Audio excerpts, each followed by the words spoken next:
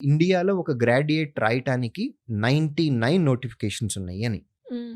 ప్రతి సంవత్సరం ఈ 99 నోటిఫికేషన్‌లో కనీసం 50కి పైగా నోటిఫికేషన్‌లు వస్తున్నాయి. ఇప్పుడు వాటిని మేము మెల్లమెల్లగా చిన్న చిన్న నోటిఫికేషన్‌లు కూడా యాడ్ చేస్తూ వస్తున్నాము.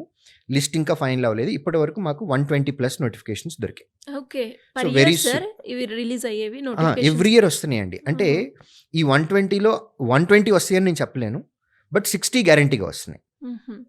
60 నోటిఫికేషన్స్ గ్యారంటీగా వస్తున్నాయి. సో గ్రాడ్యుయేషన్ కంప్లీట్ చేసి 21 age and above up to 28 years 28 సంవత్సరాలు వచ్చేంత వరకు కూడా వాళ్ళకి డోర్స్ ఓపెన్‌గా ఉన్నాయి.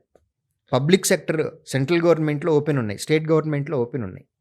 కాబట్టి ఎక్కువ మంది కాంపిటీటివ్ ఎగ్జామ్ రాసేటటువంటి ఏజ్ గ్రూప్ అనేది 23+ ఏజ్ అనండి.